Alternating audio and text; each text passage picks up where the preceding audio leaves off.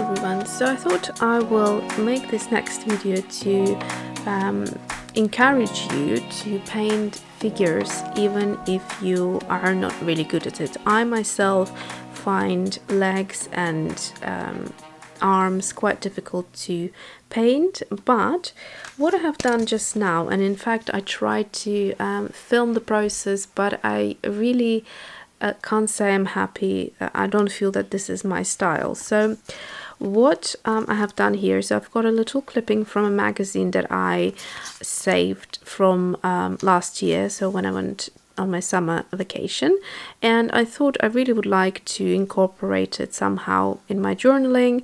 And then now, you know, I saw it and I thought, okay, I want to paint this girl because it's so summery. She's walking on this beautiful sandy beach and the beautiful turquoise water. So that's essentially what I try to do here. But I find that drawing figures on a smaller scale is always a good thing to do if you don't find figure drawing very easy. So that's what I want to show you today. So I'm going to do the exact same thing, sort of think down below here, and imagine I only have a very small area for this illustration. So the way I would approach it is basically just create very few lines to suggest a body. So I would probably just start with the hip to one side and then one leg behind the other, and then she's carrying a bag, so I'm going to draw that in, and then this arm is just going like that. And when you do less strokes and you just let your hand go freer, I find that's when the figures look the best. So I'm going to give her a little heel here, and it then becomes really not that necessary to really you know, watch the proportions too much. So if it's not perfect, it's still going to look good. So that's all I am doing right here, and leaving it at that really. And the hair, kind of making it look like it's blowing to one side like so. And that will be it. And I'm going to use the same watercolors as I've done for here. It's the Rachel Beth Cupcake and Cocktails palette, but I have asked Rachel to swap two colors. So the Vanilla Bean Coconut is now my Copper Candle, and the Blue Lagoon, both from the original palette, is now Teal Sprinkles. So I think it's a great palette for creating summery, goldy skin, like that sort of summer goddess. So I'm going to use these colors just quite vaguely. I hope you can see what I'm doing. This one is so tiny that I might just need to zoom in for you. And yeah, just kind of play with it. And I'm going to make her bag blue because that's what she's carrying. And then for the sea at about head level, I'm going to add this turquoisey color and then just wash it out. And then below I'm going to go in with the triple salted caramel that I just used for the skin, and just add it here And don't worry that it's going to blend in too much, because the ink pen is going to create that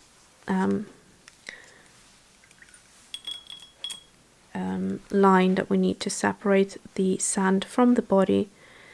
And I'm just doing that. And when some colors are touching, then that's only a bonus, because it will look a little bit more interesting. So I actually can encourage that as well. And the water and the sand, I don't want to spend too much time on, because I want it to be quite you know, light and sort of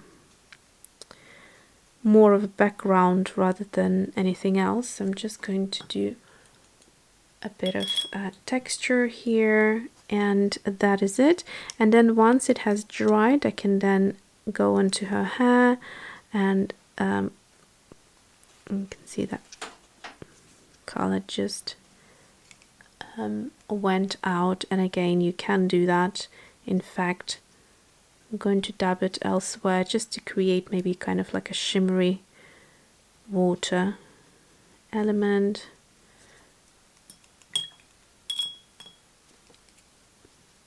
Just have fun with it. Let it all blend. And I'm going to dry it and come back to do some shadowing, because as you can see, there is a strong shadow, and that's what I want to achieve. Okay, so now everything is nice and dry, and hopefully you can see how beautiful these watercolors are shimmering and how beautiful they look. So I quite like that. And the next thing I want to do is go into Mai Tai, which is going to be a darker color. So here you can see, and it's going to be great for adding that you know, sun-kissed look. So I'm going to add it on the back and on her arm, mostly on one side, and then just a little bit on the inside. Again, this doesn't really matter here, because the illustration is so small that you wouldn't really you know, need to concentrate. And already I can tell you that I like this piece a lot better than here. Here I find it is just so it's looking very amateur like, and this one is cute and small, and yeah, I don't know, I do like it a lot more. So I'm just going to go in and add a bit more of that copper candle for the hair to create that kind of beautiful golden blonde hair. And at this point I realized that I actually need a bit more of that triple sorted caramel on this side as well, like that, and here too.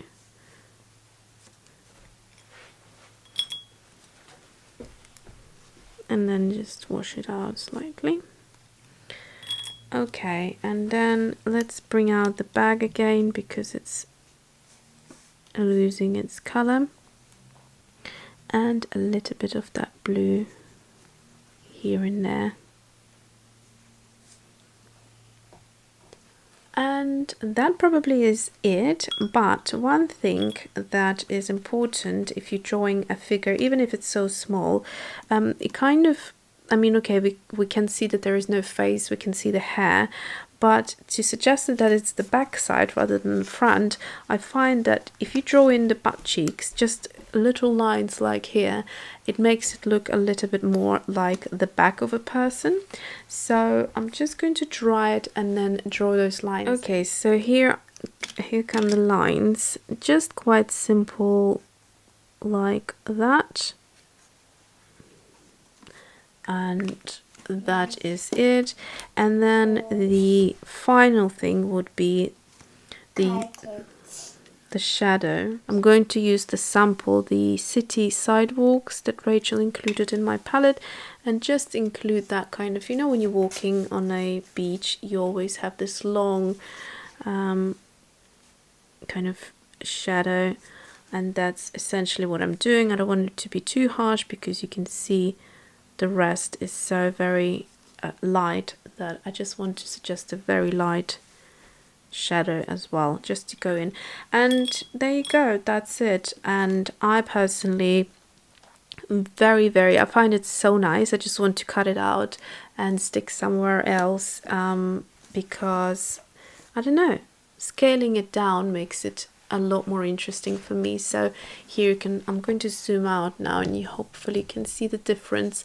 You know, the perspective is quite different and it just looks very, I don't know, not like me, but I do find this one a lot more interesting and cuter. So I hope you have learned a lesson that if you would like to learn how to draw or paint figures and you find that you always come out with something that looks a little bit more amateur-like or childlike, or you know, or you're just not happy with it, then try scaling it down and try losing certain lines and just imitating the most important thing, like, you know, the hip to that side, the back to this side, which leg goes in front of which. And that's essentially what you want to do. And the easiest ones to start off with would be this type of a figure. So a figure that is looking away and walking, for example, or standing, because you just need to look at the back, how it's behaving. If the figure would be standing, then the back would be straight. Here you can see the hip going to the left, and then the leg going to the right. So if you just study the shape of the body when it's moving, then slowly you should be able to start producing cute little figure illustrations like this. So I hope you enjoyed this video. Thanks for watching and see you soon.